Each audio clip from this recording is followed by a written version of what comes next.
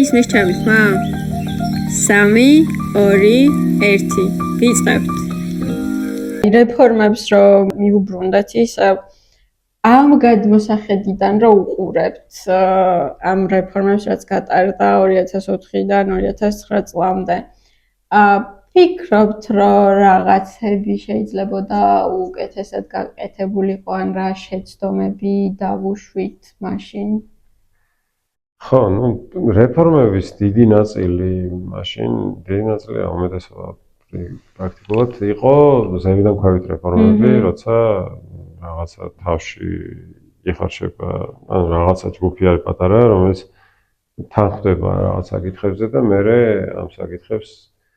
ამ საკითხების განხორციელებას ვცდილობს. რეაქცია ამაზე ხშირად არის ხოლმე ეს, რომ ეს არის თავისმოყვარული რეფორმა, ჩვენ არ მოგითხოვია, რატომ უნდა გავაკეთოთ რაღაც.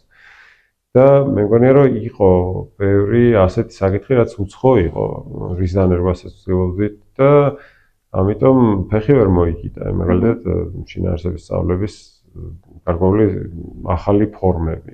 მაგალითად, რაღაც კომბინირებული საგნების სწავლება ან რაღაცა ერთ-ერთი ყველაზე დიდი უთანხმოება გამოიწვია იმას, რომ ორი სემესტრის ნაცვლად 3 ტრიმესტრი ყოფილიყო სკოლებში და ამაზე გაგიჟდა ხალხი რა. ჩვენი ტრადიცია და რაღაცა და რაც არ უნდა სწორად მიგაჩნდეს და მართლა აჩვენო ხალხს, რომ აი სინამდვილეში ნახე, აი ეს გამოიწვევს ასეთ რაღაცა ციკეთებს, ხო? მაინც თუ არ უნდათ და არის უცხო, ამაზე იმდენი დრო იხარჯება ამ ბრძოლაში, რომ ჯობდა სხვა რაღაც გაიგეთებინა. რისთვისაც ვზად იყვნენ, ან რის სურვილიც ჰქონდა, ჯობდა რომ იმითი დაგეწყო. ესეთ საკითხები იყო ბევრი, ასევე იყო მაგალითად ერთ-ერთი წარმოდგენა, რომელიც იყო მცდარი, იყო ის, რომ ერთ-ერთი მოთხოვნა მასწავლებლების იყო თავისუფლება. და სინამდვილეში თავისუფლება არ იყო, ხარდაჭერა იყო ყველაზე დიდი მოთხოვნა და ეს ხარდაჭერა რახან არ იყო პრიორიტეტი და იყო თავისუფლება. ასეთ შემთხვევაში მასწავლებლების დეზორიენტირება მოხდა. მასწავლებლები ითხოვდნენ ლეგიტიმურ წყაროებს. აი მაგალითად, თუ სამინისტრო ეჩერთან მე მუშაობდი სამინისტროში და როცა ხალხი მოდიოდა და მეკითხებოდნენ, რომ აი ჩვენ ვარ მასწავლებელი ახალგორიდან და მაინტერესებს რამდენჯერ დავაწერინო საკონტროლო ჩემ მოსწავლეებს. მე ვეკითხებ, მე ვთქვი, რომ მე არ ვიცი. რამდენი საკონტროლო უნდა დავაწერინო ჩვენ მოსწავლეებს. არ ჩემი მოსწავლეები ვიცი, არ როგორ ასწავლი ის არ ვიცი, საკონტროლოს რა სახე ეგეც არ ვიცი. რის მიღწევა გინდა ამ საკონტროლოთი შეფასება რაღაც კრიტერიუმები და ასე შემდეგ. და რეაქცია ამაზე მე მეგონა რომ იქნებოდა რომ ой რა კარგია რა, რომ აი ძლივს რაღაცა არის სამინისტროში, ვინც ამბობს რომ ცენტრალიზებულად ეს საკითხები არ უნდა წყდებოდეს. და სიამოვნებაში იყო იმედგაცრუება. ხშირ შემთხვევაში, როცა მასწავლებელი ამბობდა რომ აბა რა იცი, აბა ქრისტის ხარ. შენ თუ არ იცი, აბა ვინ იცის. და მედიოდა ნაწყენი გეუბნება რომ არა მითხარი, იმიტომ რომ მე ვერ ვაჯერებ ჩემ დირექტორს, რომ მაგალითად 2 საკონტროლო უნდა იყოს და არა 3. და ეძებდა ლეგიტიმაციის წყაროებს ეს ადამიანი, რომელიც იტყოდა რომ კი ბატონო, რაღაცა ეს სწორი ფორმაა. ანუ ხშირი იყო შემთხვევა, როცა უბრალოდ მეკითხებოდნენ, მაქვს თუ არა თავისუფლება რომ ეს გავაკეთო. და აი წერილებს უწერდი, რომ კი, აი, რაღაც გინდა წაიყვანა ექსკურსიაზე, რაც გინდა ისქენი, შენი საქმე. და მე რეცხობოდა, რომ რას ქვია ჩემი საქმეა. ანუ არ მომთხოვნებ არანაირად რა ამ ხალხს, იმიტომ რომ მე ხო პრობლემა გაჩნდა ესეთიც, რომ მე დაიწყეს სხვა ავტორიტეტებთან მიმართვა. მაგალითად, ერთ-ერთი ასეთი ავტორიტეტი იყო ეკლესია. და როცა რაღაცა ვაკუუმი გაჩნდა ქართული ისტორიის მასწავლებელმა იფიქრეს, რომ სახელმწიფო ესენი თუ არ გვეუბნებიან რა იდეოლოგია უნდა ჩაუნერგოთ ბავშვებს პირდაპირ. და თუ გვეუბნებიან ჩარჩოს უბრალოდ და არა კონკრეტულ რაღაცებს. მაშინ რა არის ლეგიტიმური წყარო, რომელიც აი ამ რაღაცა ეროვნულ იდეოლოგიას ასყიებს და ლეგიტიმაციას გვაძლევს. მიუბრუნდნენ ეკლესიას. და აი მაგალითად რამდენიმე წელიწადში მივედი სკოლაში, აღმოჩინე რომ ქართულის გაკვეთილებზე ზოგ ნაგებად თბილისის ზოგიერთ სკოლაში სანთლებს ანთებენ ბავშვები. და ესეთი პრობლემებიც იყო, ანუ წარმოდგენა იყო, რომ ეს თავისუფლება არის მოთხოვნა და ბიუროკრატია ზღუდავს და რაღაც. იმიტომ რომ მე თვითონ მქონდა და ბევრს ვისთან ერთადაც მუშაობდით ეს წარმოადგენა რომ ეს გამოცდილება, როდესაც მე ვიწყებდი მუშაობას, აი მაგალითად საჯარო სკოლაში დავიწყე მუშაობა, მახსოვს რომ შოკი იყო ჩემთვის, როცა სკოლამ მითხრა რომ ეს რაკენიო ჟურნალში პლუსები და მინუსები როგორ ჩაუწერე ბავშვებს 5 პლუსით, 4 მინუსით და ასე რა შეიძლება მოხდეს მეთქი რა და ასამოფო ეს განათლების სამინისტრო და მოლენ და დაგვრჩიან და რაღაცა გაბრაზდებიან, გაგიჟდებიან და რაღაცა. ჩემთვის იყო წარმოუდგენელი, რომ ეს შეება ვიღაცა საინტერესებს ბიუროკრატს მე ჟურნალში რა ჩავწერე. და მაგალითად როცა მივედი სამინისტროში და აღმოაჩინე რომ 2004 წელს და 5 წელს ჯერ კიდე 2004-ში ვერ მივხვდი რომ ეს არ არსებობდა რა და 2005-ში აღმოაჩინე რომ ცენტრალიზებულად იბეჭდება ჟურნალი და ყველა სკოლაში მიდის ერთნაირი ჟურნალი. და ვიკითხე რომ ეს რა აზრი აქვს ამის კეთებას და თქვენ რომ არ ვიცით ესე იყო ყოველთვის და რა ვიცი აი ადრევე სტამბა ქონდა იმას რა ქვია სამინისტროს და იმ სტამბაში იბეჭდებოდა ყველას ურიგდებოდა ყველა მასალას. აი წარმოგიდგენთ მე შემდეგი ნაბიჯი იყო რომ თქვით რომ კარგი აღარ გინდათ რა ეს ცენტრალიზებული ჟურნალი ეს როგორც გინდათ აწარმოეთ ჟურნალი სკოლებს ვთქვით რომ აი როგორც გაგიხარდეთ. პირველი შოკი იყო ის რომ რას ქვია როგორც გინდა ვინ მოგცემს ფიზიკურად ამას ჩვენ ფული არ გვაქვს რომ ფიზიკურად ვიყიდოთ ეს რაღაც მოგვეცთ რა რამე ჟურნალი ხო ჩვენ რამე ჟურნალი რას ნიშნავს არ ვიცი როგორი გინდა ისე მგონი როგორ აი ხო არსებობს რაღაც სტანდარტული ჟურნალი ნამდვილი ჟურნალი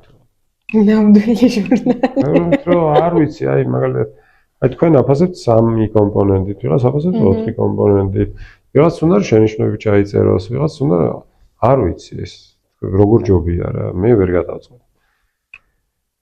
მე გაჩნდა ამან გამოიწვია საინტერესო განვითარება, როდესაც გაჩნდა გამოცემობები, რომლებიც გამოიგონეს ახალ-ახალი ფორმები რა ჟურნალებს, აი მაგალითად გაჩნდა დირექტორის ჟურნალი, გაჩნდა დამრიგებლის ჟურნალი, გაჩნდა ბავშვის ახალი ტიპის დღიური, მაგალითად ერთ-ერთმა გამოცემამ გამოსცა ბავშვის დღიური, სადაც აკა მორჩილაძე ყვებოდა რაღაც ამბებს, რაღაც ხან ფეხბურთზე, ხან რაღაც ხელოვნებაზე, ხან რაღაც და ეს აი 2 წლის განმავლობაში აი ეს დისკუსია მიდის. თან მაშინ წამოვიდა რაღაც კონსპირაციის თეორიები, რომ აი სიკოს თავისი გამოცემობა აქვს და უნდა რომ გააკეთოს და ამიტომ გააუქმა ის და მიშა მინდაძეს აქვს სხვა ინტერესი და ეხლა იქ კონკურენცია გაჩნდა მათ შორის და ვერაფერ ვერ ვაჯერებთ ხალხს რომ არა უბრალოდ თავისუფლების საკითხია. პროცენტი ხო, რო ეს არის კომერციული ინტერესის გამო მოხდა ეს გადაწყვეტილება, იმიტომ რომ უბრალოდ არ ესმით როგორ შეიძლება სისტემა არსებობდეს ჟურნალის ან მაგალითად ზარის გარეშე სკოლა როგორ შეიძლება არსებობდეს.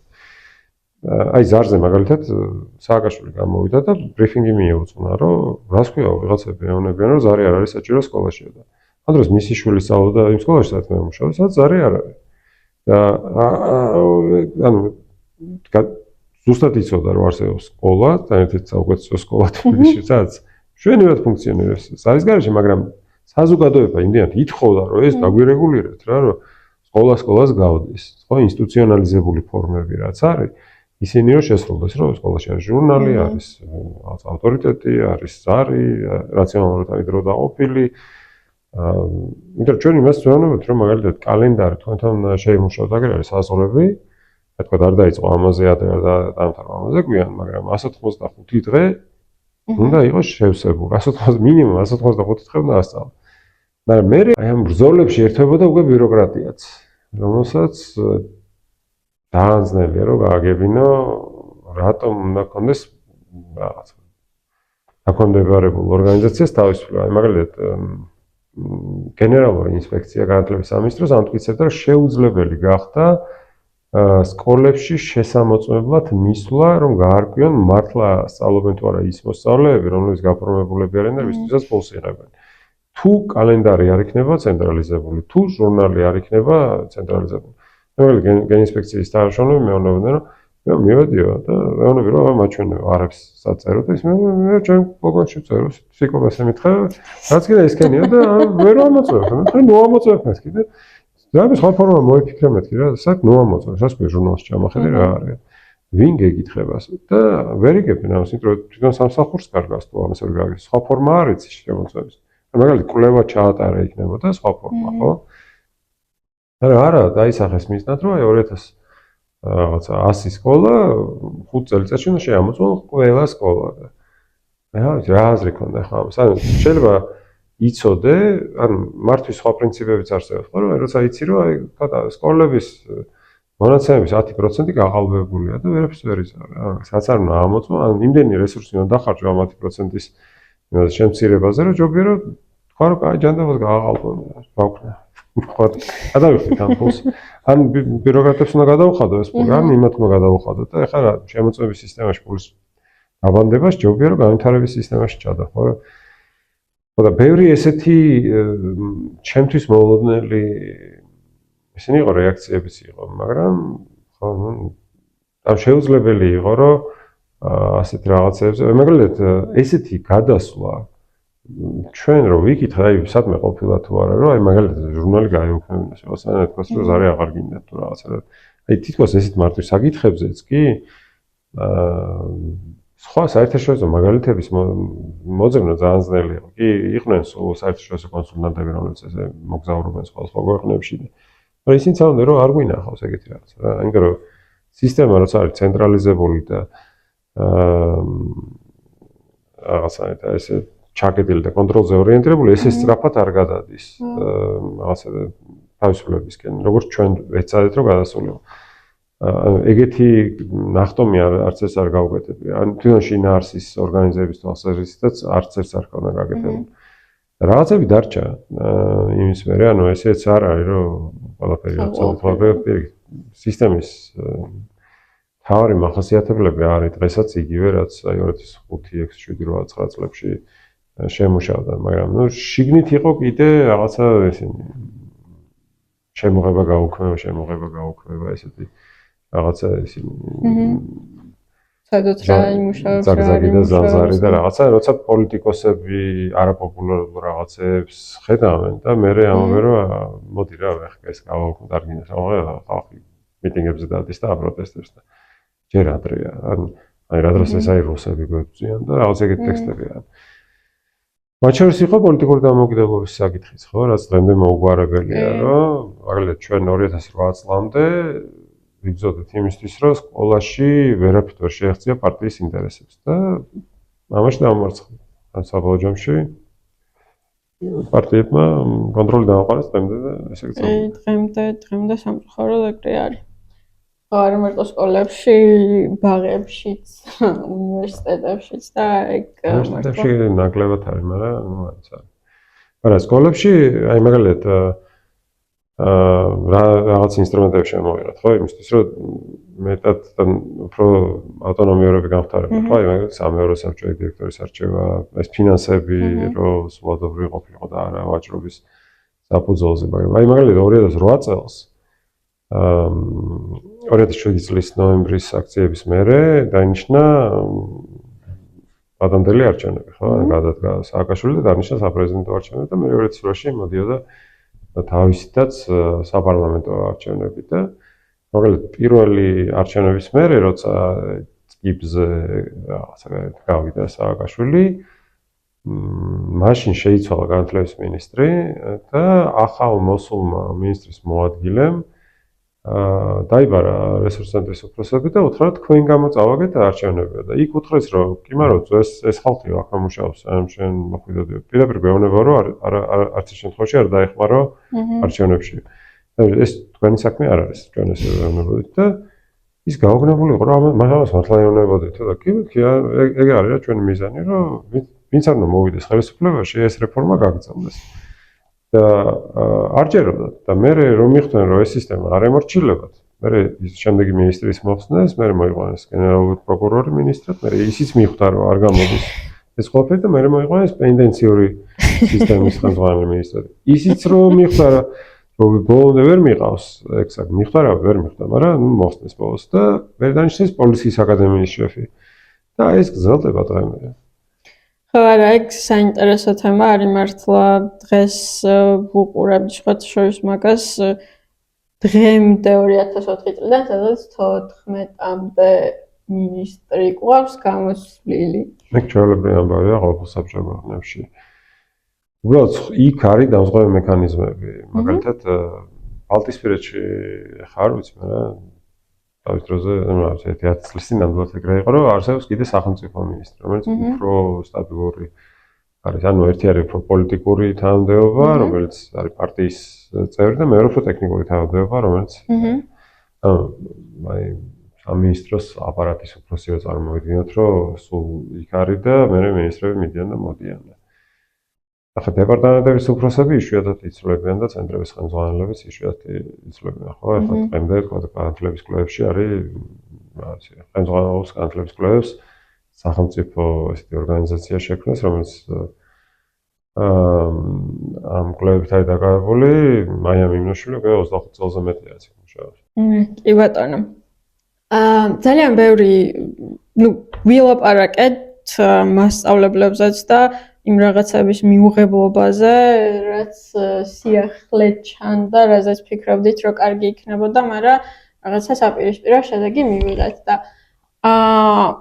ფიქრობთ, რომ აი სანამ მაგალითად მასწავლებლებს მაგხელა თავისუფლებას მისცემდით, რომ თვითონ გაეკეთებინათ რაღაცები, რაღაცნაირად უნდა მოგემზადებინათ ისინი თუ ჩატარდა რამე მოსამზადებელი სამუშაოები. კი, ანუ ესე არის, რომ წყალი და მედიცინური სწავლეთ, ესე არის. ანუ იყო რამდენიმე ეტაპიანი ესე გადასვლა იყო. ან პირველი ხაშოვის ეგეთი იმის მე არც მინდა შეგვიძლია თქვა ჩვენ რაღაც უნიკალური გამოცდილება ქონდა. მაგალითად, ჩვენ 2004 წელს დავდეთ გეგმა 12 წლის განმავლობაში, როგორ გაგრძელდებოდა ცვლილებები სასწავლო გეგმის მიმართულებით და გაწერილი იყო როგორ შემოვიდა და პირველი წლის განმავლობაში ახალი სასწავლო გეგმა პირველი მე-6 კლასი, მე-7 და მე-12 კლასი, მე ისინი როგორ შეიცვლებოდა ის მე-7 და მე-12 მე იმ ბავშვები რომ მე-7-ში გადავიდა და ვინც დაიწყო პირველი კლასი და ანუ რაღაც გრძელვადიანი გეგმები არსებობდა და დავუდით და ვთქვით რომ აი ეს არის გეგმა შემდეგ 12 წლის განმავლობაში. ნუ ჯერ ეს მარავის არ ჭერა 12 წელი შევა რაღაც დაგეგმა. და მიჩვეულები არიან რომ მინისტრი რო იცვლება ის ცვლის გეგმას.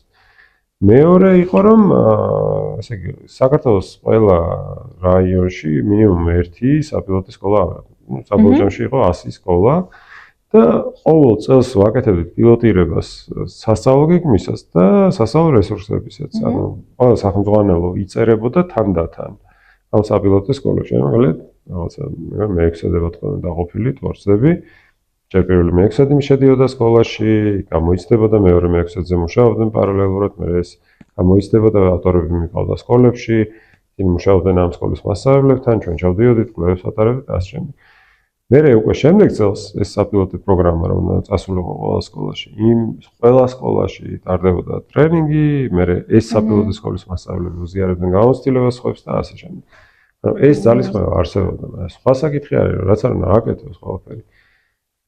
როცა რამდენიმე საფეხური არის რაღაცა გაწყვეტილების მიღებიდან გამახორციელებლამდე რა შანსი არ არის რომ ეს რაღაც შუაში არ გაქრეს მიზნები და იდეაც ხო რომ იმ ადამიანს თუ არასდროს არ უსწავლებია ისე როგორც შენ ჩაიფიქრე ხო მაინც რაღაც ხელოვნური გამოდის ეს გადაცემა ხო მაგალითად თვითონ ის ტრენერიც რომელიც ასწავლის მასალას როგორ უნდა ასწავლოს თვითონ არ უსწავლებია ეს ანუ მისი გამოცდილებაც მისთვისაც ახალია ეს გამოცდილება ესე რომ ეს შეზღუდვა არის და მე კიდე ცალკე საკითხი იყო რომ ამ ყველაფერს ძალიან რთული არის ეს მართლა ესე რაციონალურად დაგეგმა იმიტომ რომ შუალედებში უცებ აღმოაჩენ რომ რაღაც ყოფილა ძალიან მნიშვნელოვანი მათთვის რაც შენ ვერასდროს ვერ იფიქრებდი რომ არის რაც არ უნდა კვლევა ჩაატარო იმიტომ რომ მნიშვნელოვანი არის იგულისხმება არა ის რომ მიუღებლობა არის მასობრივი არამედ რაღაც ჯგუფისთვის იმდენად მიუღებელია და იმდენად ხმამაღლა ლაპარაკობენ ამაზე რომ პოლიტიკოსების ხდება განსაკუთრებით მნიშვნელოვანი რომ ეს უკმაყოფილება ჩაახშონ. ანუ კმაყოფილება არასდროს არის მის უკმაყოფილება ისმის წახმამაღლა. ხო, მაგალითად მასალების 20%-ს რაღაც რო არ მოეწანოს, ეგ არის კატასტროფა უკვე და აი რაღაც ეს თუ ეს მასალები არიან ისეთები, ვისაც მართლა რაღაც რეპუტაცია აქვს ამ საგნის სწავლებაში, ან ცნობილი ადამიანები არიან. ხო, მაშინ უკვე პრობლემაა, თორე თუ ეს არის ადამიანები, ვინც რაღაც თავის საგანში ტესტ ვერ აბარებს, მაშინ ხო, ასე თქვა რა ვქნა. იმიტომ რომ აი მაგალითად მე შეხვედრიან მასწავლებლები, რომლებიც მეუბნებოდნენ რომ მე-4 კლასის ფარგლებში ვასწავლეთ, ანუ დაწყებითი საფეხურის შეიცვალა, მანამდე იყო პირველი 4 კლასი, მერე გახდა პირველი 6 კლასი. ხა დადგა საკითხი მასწავლებლების სერტიფიცირების, რა, მოდი ვის ექნება უფლება რომ ასწავლოს დაწყებითი, ანუ ვის ექნება უფლება რომ იყოს დაწყებითი მასწავლებელი. და დაწყებითი მასწავლებლების შეხვედრაზე დგებოდა ხალხი და ამბობდა რომ მე მეხუთე კლასის მეთოდიკა არ ვიცი. ვერ ჩავაბარე, მე 6-ც არ ვიცი, არ მისწავლებდი არასდროს. რაღაც მე რო გინდათ რომ ტესტები ჩავაბარე, ვერ ჩავაბარე. თან ვიღაცები დგებოდნენ, აბა და ჩვენ სად გვაქვს მაგის დრო რომ ვისწავლოთ? ფიქრობდი რომ კარგი არიცი, მაგრამ ცოტა სირცხული ხობა არ არის, როცა ამბობ რომ მე მეხუთე კლასის მათემატიკა არ ვიცი და მასწავლებელი ვარ საერთოდ. ანუ და ვერ ხვდებოდი რომ ეს რა კულტურა, მოშება ეს რა, ანუ ყურშიო გითხას ვიღაცამ რომ ვიცი რა, სხვებმა არიციან. კიდე გავიგებდი რა, რომ ვთქვა რომ აი მე ვიცნობ მასწავლებლებს, სხვებმა არიციან. მეხუთე კლასის მათემატიკა აუჭირდებათ და როცა მე არ ვიცი, ნუ შეიძლება თქვა რომ გულწრფელია რა კარგია, მაგრამ იმას ვფიქრობ რომ მაგრამ ეს რა აპროტესტებს, საერთოდ უნდა მოусმინოს ამ პროტესტს ვინმე თუ არ უნდა მოусმინოს.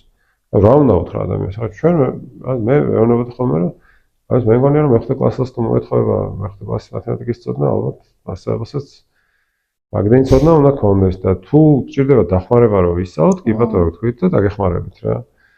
ხო და რა ვიცი, მე ნუ ამაზე მე შეიძლება გითხრას ვიღაცა რომ კარგი და ამ ცოდვები არ არის მასწავლებელი ამდენი დრო რაღაცა დაბალი ხელფასი აქვს დრო ბერს ხარჯავენ სადააქ იმის დრო რომ ამის მოემზადონ.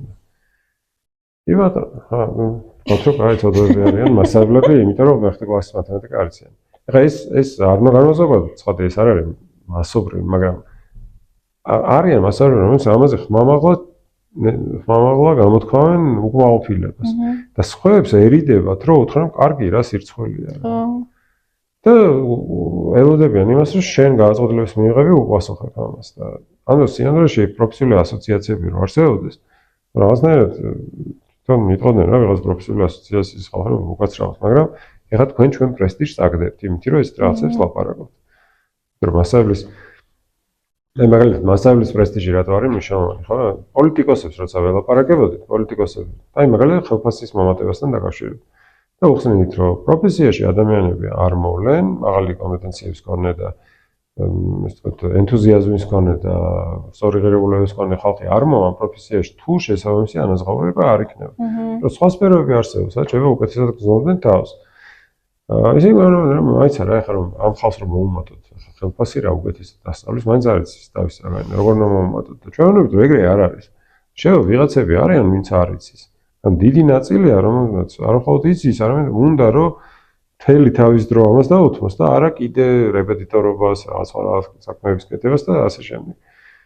და ამ პოლიტიკოსების დასარწმუნებლად, მაგალითად, ჩემთვის მთავარი мотиваცია რატო შემოვიღეთ მასწავლებლების გამოცდების ასერტიფიკაცია იყო ეს, რომ მასწავლებლები გაგვეძლიერებინა, აგერ არის ბატონო, რომ ჩააბარებ გამოცდას, პოლიტიკოსი რო გეტყვის, რომ მაინც შენ რატომ უნდა მოგიმატო, ეთქო რომ აგერ არის დადასტურებული აქვს მე კომპეტენციები. და ჭუმად იყავი. შენ არ გაქვს დადასტურებული კომპეტენციები, რომ იყო პოლიტიკოსი და მე მაქვს დადასტურებული კომპეტენცია, რომ ვიყო მასწავლებელი. და ეხლა კეთილი ინება და იმუშავა იმაზე, რომ ჩემი ანაზღაურება იყოს შესაბამისი. და ანუ როგორ გამოიყენა მე პოლიტიკურმა კლასმა ეს გამოცდები, რა თქმა უნდა შეაბრუნა და ანუ და აჩვენა რომ აი ნახე 20% მასწავლებლებს ან იქ რაღაც საგანში აი კი ბატონო 70% ვერაპარებს, ესე იგი რა აზრი აქვს ამ მასწავლებლების ხელფასის მომატებას, ისე ის დაატრიალეს და მასწავლებლებიც იმისთვის რომ გაძლიერდნენ, ხო, ის ხალხი, ვინც მაღალ კომპეტენციას ფლობს, ის უნდა ზრუნავდეს თავის პროფესიის გაძლიერებაზე, ხო, რომ თქვას რომ სირცხვილია რა, ხშირ რომ რა ვიცი ისტორიას რო ასწავლი და რაღაცა ელემენტარულ გამოცდას ვერაბარებ რაღაცა. თან ვერს არაფერს არ თხოვენ ამ გამოცდაში, დაახლოებით იგივეს თხოვენ, რაც აბიტურიენტებს თხოვენ უნივერსიტეტში ჩაბარებისთვის. მიფიქრია მაგაზე და ყველაზე მეტად მასწავლებლობის ფენომენზე და აი იმაზე რომ საკმარისი მასწავლებლები არ გვყავს, იმიტომ რომ ახალგაზრდებს მაგალითად არ აქვს სურვილი იგივე სხვადასხვა მიზეზების გამო იქნება ეს ხელფასი თუ ასე შემდეგ და იმ გამოცდილებიდან რომ ბებიაჩემი მათემატიკის მასწავლებელი იყო სოფელში და პენსიაზე არ გაუშვეს და ბოლომდე სანამ ჯანმრთელობა არ გაუარეს და ატარეს სკოლაში იმის გამო რომ ვერ პოულობდნენ ჩამნაცვლებელს. ხო, ეგ არის სამწუხარო გამოცდილება და აი ეს რამაც დამაფიქრა ყველაზე მეტად იყო ევროპის ქვეყნებში, სხვა ევროპის ქვეყნებში ძალიან პოპულარულია მასწავლებლის პროფესია. მაგალითად, ხო, შვედეთში ძალიან ბევრ ახალგაზრდას შევხვდი უნივერსიტეტში, რომლებიც ძალიან ახლთანებით ლაპარაკობდნენ ამ პროფესიაზე და არ ვიცი, 100 ადამიანიდან ვისაც შევხვდი, 95 ადამიანი სწავლობდა იმისთვის, რომ გამხდარიყო მასწავლებელი და მე ძალიან გაოცებული ვიყავი, რომ მეთქი რატო? და მე მაგ მიზეზებზე საუბარიც ძალიან საინტერესო იყო, რამდენად ცდილობენ ეს მთავრობები, რომ ხელი შეუწყონ მაგ ყველაფერს. ხო და ძალიან სამწუხაროა, რომ ეგ აქ ვერ ხდება. იდეოლოგიაც არის, მარტო ხელფასი არ ცვლის მაგას, ხო? თვითონ იდეოლოგიაში რას გულისხმობ? აი მაგალითად, რამდენიმე წლის წინ ჩვენთან გქონდათ რამდენი წლის წინ, 5 წლის წინ იყო ეს პროგრამა, რომ იმ მასწავლებლებს, რომლებიც იყვნენ საპენსიო ასაკის, აძლევდნენ კომპენსაციას რაღაცა 1 წლის ხელფასის თუ მეტის და ესე იგი შეეძლოთ დაეტოვებინათ სკოლა აი ამ კომპენსაციით.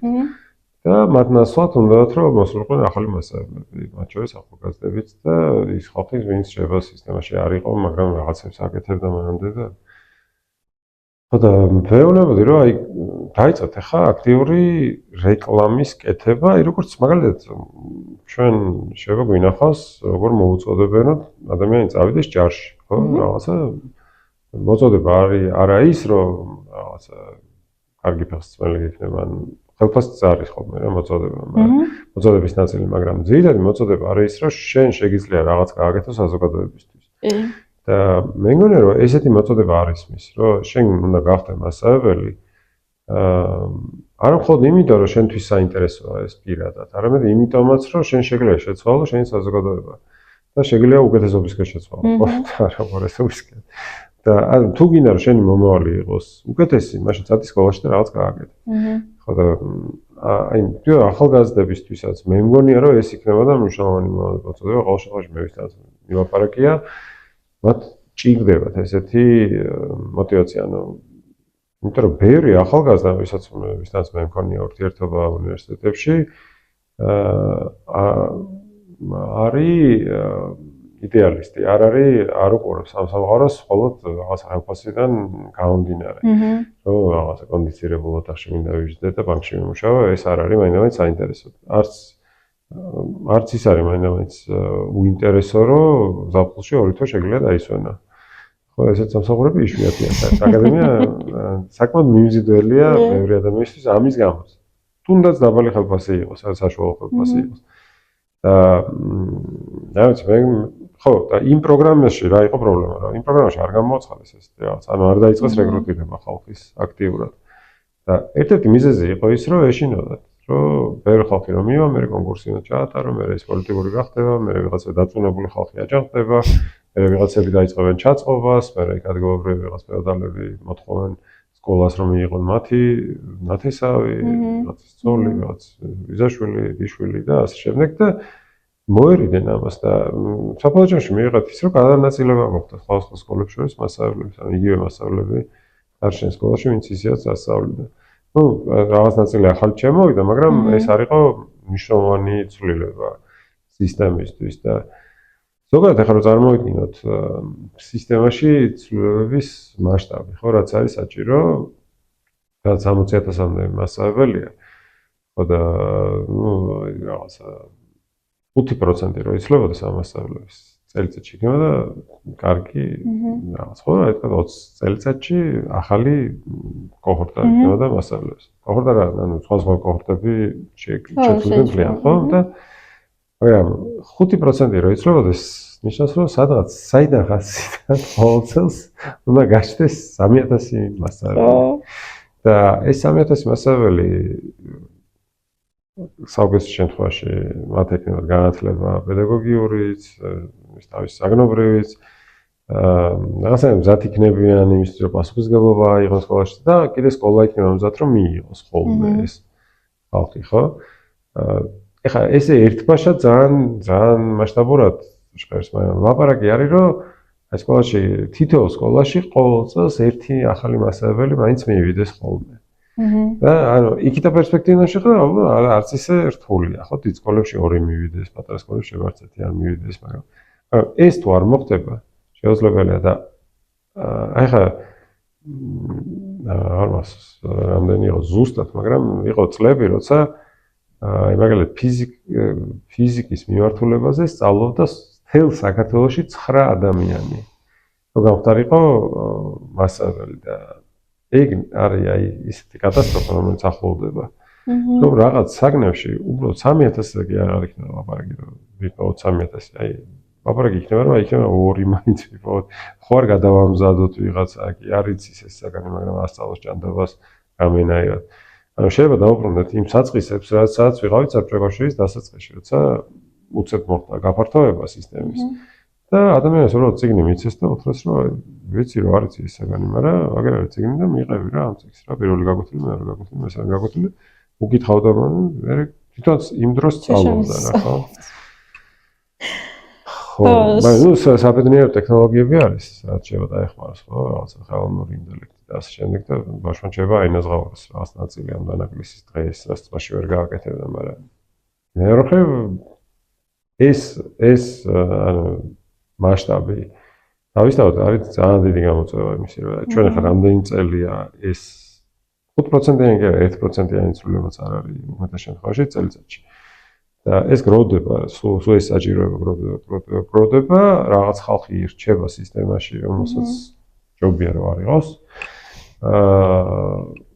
რაღაც ხალხი არის, რომელიც ან ჯობია რომ არ იყოს, იმიტომ კი არა რომ კომპეტენციები არა, იმიტომ რომ უკვე კარიერის დასასრულში არიან და мотиваცია აღარ არის განვითარების და ასე შემდეგ, ანუ პიქს რო გადავა რა, ეგ თავის კარიერის, მერე სულ იმაზე ფიქრობს, რომ აი კიდე ერთ წელი კიდე რა ხდება და აი 30 წელი ერთებს რო ვაგებ, უკვე ძალიან რთული ხდება, ხო? გაკვეთილი გესიზრება და რაღაცა რო გესმის ბავშვისგან ფიქრობ, რომ ეს ამ ბავშვმა ხო ერთხელ უკვე მითხრა. თუ ის სხვა ბავშვი იყო, ხო, სხვა ბავშვი იყო ალბათ ხო და მე შენ ზუსტად იცი შეასრულებელია მე ის რას კეთებს და ეს არის. ეგ ძალიან საინტერესო რაღაცა აღნიშნეთ, იმიტომ რომ ახლა მაგალითად მეც მაქვს სკოლაში მასწავლებლობის გამოცდილება არა, მაგრამ ბავშვებს არიან ვეხმარები ინგლისური შესწავლაში და ეგ მომენტი მეც მქონია, რომ აი მაგალითად აწმყო განგრძობით დროზე რამდენჯერ უნდა ვისაუბრო და ასე შემდეგ. მაგრამ აი მე თვითონ რასაც ვცდილობ ხოლმე არის ის, რომ არ ვიცი 4 მოსწავლე რომ მყავს და 4-ვესთან ეს რომ აქ განსახილი ხო, რაღაცა სხვანაირად განვიხილო, მეც რომ მოვიწყინა და იმისთვისაც რომ მიესადაგებოდეს ამ ყველაფერს და აი ეგ სწორად აღნიშნეთ, რომ ისე დაღლილები და გადაღლილები არიან, რომ მაგაზე ფიქრიც ალბათ არც უღირთ. ხო, სხვა შორის ეხლა ძალიან გამარტივთ აი ხელოვნური ინტელექტი რომ ახსენე, ძალიან მარტივია რომ თქვა რომ აი რაღაცა მომიზადე აქტივობა, სადაც რა ვიცი, მაგალითად დისკუსია იქნება რაღაცა present continuous შესაძლოა ან გამიკეთე სავარჯიშო და უცებ გაიგეთებს რა რაღაცა სადაც მო ჩაწერო ცარიელ რაღაცებში სიტყვები ან რაღაცა გაასწორო შესაძლოა და ასე შემდეგ. ანუ ეხლა ძალიან ბევრი შესაძლებლობა არსებობს, რომ სწრაფად მოიფიქრო ის, რასაც ნუ დრო ჭირდებოდა. მაგრამ мотиваცია თუ გააქვს რომ ეს გააკეთო, ეგ არის რა მნიშვნელოვანი რა. იმიტომ რომ რაღაც მომენტის მერე ბევრ მასწავლებელს აქვს ხოლმე უბრალოდ იმის გზნობა რომ რა შეიძლება სხვანაირად რო გავაკეთო რა. ეხლა ვიცი რომ ასე თუ ისე სწორად ვაკეთებ ამ საქმეს და ვაი და მე რეპუტაცია შეირყა ეს ახალი რაღაცების კეთებას რო დავიწყებ. ან ვინ იქნება ის ვინც დამეხმარება, ხარს დამიჭერს, ხომარ ჩაითვლება რომ ზედმეტად რაღაცა ამბიციური ვარ, ან კოლეგები ხო არ იტყვიან რომ ძირს გვითხრის რაღაცით. ახალგაზრდების შეყვანის ერთ-ერთი პრობლემა ჩვენ სისტემებში, ან უმაღლესშიც და მაშინაც სკოლაში არის ის, რომ იქ ხდება რაღაცა ძალიან ესე ჩაკირული სისტემა, რომელიც ეუბნება, რომ აი შენ ინტელექტუალი თუ არ ხარ, ჩვენზე უკეთესად რატომ მუშაობ? რა ჩვენ რა ვასწავლით, ან რაღაცა რა გინდა რა მოეშვი ცოტათი და ისწავლე რომ ასეთი აქტიურობაც არ ვარგათ რა. აი ხო, ნუ ადამიანებს გქონიათ რომ მაგალითად თუ ენთუზიაზმით აკეთებ შენ საქმეს, ესე იგი კიდევ რაღაც გინდა. ან თანამდებობრივად გინდა რომ წინ წაიწიო, ან გინდა რომ ძირი გამოუთხარო, გინდა რომ მეტი საათი შენ კონდეს და არა ვიღაც სხვას და ეს კონკურენციაც მერე იწვევს იმედგაცრუებას ახალგაზრდებში და ანუ პრობლემა მარტო ის კი არის როგორ უნდა შემოიყვანოს სისტემაში. ნუ როგორ უნდა შეინარჩუნო, იმიტომ რომ ბევრი ტოვებს ამ სისტემას დროზე ადრე. რომ სანამ კარიერის პიკს მიაღწევს კი არა, დასაწყისში აი როცა იწყებს შესწავლას პრაქტიკულ დონეზე, როგორ უნდა გავუმკლავდეს რაღაც სირთულეებს, აი მაგ მომენტში ისეთი იმედგაცრუება აქვს, რომ ფიქრობენ რომ ეს ძალიან ძნელია რა ემოციურადაც რომ ახლა ამდენ ადამიანზე ხარ პასუხისმგებელი და კიდე მასწავლებლები რაღაცებს გეუბნებიან რომ არქნა ეს არქნა ის არქნა ეს როგორ გაბედე ის როგორ ქენი იქ დირექტორი რაღაცებს გეუბნება და დირექტორებიც ხო ნუ ცალკე საკითხია რომ მაგალითად ჩვენი ერთ-ერთი შეცდომა იგი იყო ამ რეფორმის რომ თავი აქცენტი დირექტორებზე არ გაკეთდა და ეგ იყო კრიტიკული ცვლილებების აგენტი, როგორც ეძახიან, ხა აგენტის ყველაფერს ნიშნავს, მაგრამ ის ვისაც შეუძლია რეალური ცვლილებები გამოიწვიოს. და ჩვენ მაგალითად ესე იგი ავიღეთ სწორება დემოკრატიაზე და ვთქვით, რომ დემოკრატიულად შერჩეული ადამიანები უფრო მეტი ალბათობით იქნებიან, უფრო ახლოს ამ სკოლის საჭიროებებთან და ასე შემდეგ. და შეიძლება უკეთესი ყოფილიყო რომ პროფესიონალიზმზე ყოფილიყო ამეთი აქცენტი და არა დემოკრატიაზე, იმიტომ რომ კონკრეტულ სკოლებში შეიძლება ჭირდებათ კონკრეტული ჯგუფი, რომელიც შეცვლის და არა დემოკრატიულად არჩეული ადამიანები, იმიტომ რომ ხანდახან დემოკრატიულად ირჩევენ ადამიანს, ვინც ყველაზე მისაღები არის იმ ჯგუფისთვის, რომელიც სკოლაში არის და თუ იცით რომ პრობლემებია სკოლაში და ამ პრობლემებს ეს ჯგუფი ქმნის მაინც დიდი ბოლოდინი არ უნდა კონდეს რომ ისინი აირჩიო დემოკრატიულად ისეთ ადამიანს ვინც მერე პრობლემებს შეუქმნის მათ მუშაობას ხო ანუ ვინც აიძულებს რომ გააუმჯობესონ ამიტომ მე მგონია რომ ეგ იყო ერთ-ერთი პრობლემა და თან ეს დემოკრატია საბოლოო ჯამში მაინც არ გამოვიდა იმიტომ რომ ჯერთი პრობლემა ის კი არ არის მხოლოდ რომ თქვა გამოცდილება არ აქვს ხალხს დემოკრატიულ ცხოვრების და როცა ფეოვნები რომ რა თქვენ უნდა ერჩიოთ თქვენი ლიდერი რომელიც დაგეხმარებთ რაღაცების კეთებაში ეგეც პრობლემაა მე მაგალითად 2 წელი ვილაპარაკე რომ აი დემოკრატია სკოლაში მნიშვნელოვანია და აბა თქვენი ცით და რაღაცა და სამერო საბჭოს არჩევნებში გავედი და წავაგე და აი პრობლემა ის კი არის რომ ანუ მე რაღაც ნებისმიერმა შეიძლება წააგოს მაგრამ ჩემი პროგრამა იყო ეს რაღაც ლიფლეტები მქონდა და წერა რომ ამ სკოლას ეს რაღაცებს გავუკეთებთ და მეორე ჩემი კონკურენტის პროგრამა იყო რომ მას ყავს 3 შვილი და მის შვილები სწავლობენ ამ სკოლაში. ეგ იყო და ეგ რა. არჩიეს ის. მაგრამ მოვიკითხე მე რომ აი რამ იქონია გავლენი. მითხეს რომ დირექტორმა გავაფრთხილა მშობლები რომ არ აიჩიოთ ეს თორე მე თავის ტკივილი იქნება რა და მე დაიწყებს კონტროლს და რაღაცა. ამ დროს საერთოდ არ მაინტერესებდა იმ სკოლის კონტროლი, მაინტერესებდა განვითარება. სპეციალურად შევიყვანე ჩემი შვილი. ჩემი ბინიდან 20 მეტრში იყო ერთი სკოლა და 200 მეტრში იყო მეორე სკოლა. ну ცოტა შევაკიდე უფრო შორს და იმ მეორე სკოლაში შევიყვანეთ, რომ პატარა სკოლა იყო, ღარიბი სკოლა იყო და განვითარება უფრო მეტად ჭირდებოდა ვიდრე ამ სკოლას და ფიქრობდი რომ აი ახლა მე როგორც მშობელი კიდე შევეცდები რომ რაღაც გავაკეთო, გარდა ის რაღაც სისტემისთვის რაღაც. ეთება და სკოლამ ადმინისტრაციამ თქვა რომ არ გჭირდება ეგეთი ადამიანები. იმიტომ რომ შეიძლება მე პრობლემები შეგვექმნა, ასე რომ შეიძლება გამოჩნდეს რომ ისე კარგად არ მუშაობს. და რაც კომფორტული იყო ამ ადმინისტრაციისთვის, ის ნაბიჯი გადადგეს. და ესეც იყო რა ხშირ შემთხვევაში ეს გადაწყვეტილებების საფუძველი, რომ გადავრჩიეთ შევინარჩუნოთ საკუთარი ავტორიტეტი, ძალაუფლება და ასე შემდეგ. და ესე ჩემი წარმოდგენით დემოკრატიის მოთხოვნა არსებობდა და შეიძლება არსებობდა, მაგრამ კიდე სხვა ღირებულებები არსებობს სტაბილურობა, მაგალითად ასევე ღირებულია იმ სკოლაში. რომელსაც გადაწონა ეს მოთხოვნა, ეს ღირებულება. ან ნაწყენი კი არ ვარ ის სკოლაზე.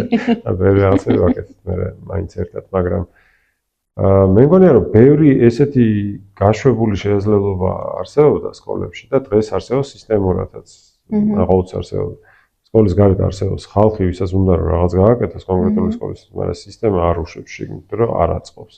ადმინისტრაციას არ აწყობს, ან სამინისტროს არ აწყობს, ან პოლიტიკურ კლასს არ აწყობს, ან რაც არ აწყობს, რომ იმიტომ რომ შეინარჩუნოს რაღაცნაირად ეს წონასწორობა და თან კონტროლი ამ განწყობილებას, ხო რა? აი მაგალითად, ეხლა მე რომ მივიდე სკოლაში და ვთქვა რომ მე მინდა რომ ბავშვებს თან ვიმუშაო გაკვეთილების მერე, რომ აი ვისაც ხარდაჭერა ჭირდება მაგალითად დავახმარო მათემატიკის სწავლაში, ან ისტორიის სწავლაში, დარწმუნებული ვარ რომ სკოლა მეთქოს რომ არ მინდა. და აი მაგალითად გუშინ წინ განათლების ერთ-ერთი სპეციალისტი ზუსტად მაგას ყვებოდა, რომ მივედი და მითხრეს რომ არა, ასკი შენ ვინახავს. და ეხმარო ამ დროს ეს ქალი რა ვიცი წლები მუშაობს სკოლის განვითარების კონსულტანტად, მაგრამ კერძო სექტორში. კერძო სკოლებს ეხმარება, საჯაროში ვერ შეაღწია. ეგ სამწუხარო ამბავია და მაგას სხვადასხვა სტატისტიკებიც მოწმობს, რომ კერძო სკოლებში უფრო ხარისხიანი განათლება თუ შეიძლება მაგაზე ვისაუბროთ, ვიდრე საჯარო სკოლებში და ნუ არსებობს სხვადასხვა უთანასწორობის ამბები და ხო, აი კვლევების მნიშვნელობას რო ვაპარაკობთ, აი რატო არის კვლევა მნიშვნელოვანი, იმიტომ რომ მაგალითად 6 წლის წინ ჩატარებული კვლევა აჩვენებს, რომ კერძო, ნუ ყოველ შემთხვევაში მაშინ ახლა არ ვიცი, კერძო სკოლები თვისებრივად უკეთეს განათლებას არ აძლევენ თავიანთ მოსწავლეებს.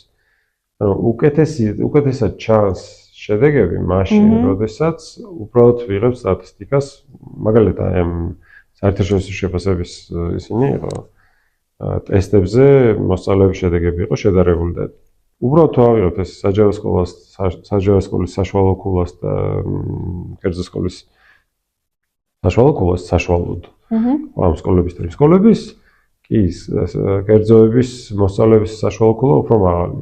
მაგრამ ერთი და იგივე სოციო-ეკონომიკური წარმომავლობის ბავშვებს თუ ვადარებთ საჯაროში და კერძოში, მაშინ დიდი განსხვავება მაგათ შორის არ არის. ანუ რაც ამბობს იმას, რომ რეალურად ალბათ ერთნაირად ასწავლიან ამ სკოლაში ამას. ან თუ არ ასწავლიან, მაშინ საჯარო სკოლის მოსწავლეების მშობლები კომპენსირებას ახდენენ დანაკლისის რაღაც სხვა მეთოდებით, როგორც კერძო მასწავლებლები და ასე შემდეგ. ძალიან რთულია იმის გარკვევა, სკოლის როლი რა არის რეალურად იმ შედეგებში. ან მარტივად რო ვთქვათ, მე-12 კლასში საჯარო სკოლების დიდ ნაწილში ბავშვები საერთოდ არ დადიან, მაგრამ რო ჩავატაროთ ტესტირება მათი და კერძო სკოლების, ვინც დადის რეპეტიტორებთან, იქ და აქ შეიძლება ერთ-ერთი შედეგები მივიღოთ. ერთგან დადიან, მეორგან არ დადიან და მაინც ერთ-ერთი შედეგები თუ აქვს, ესე იგი რაღაც კიდე რაღაც სხვა მექანიზმები არსებობს. სკოლის გარდა, რომელიც განათლებას აძლევს.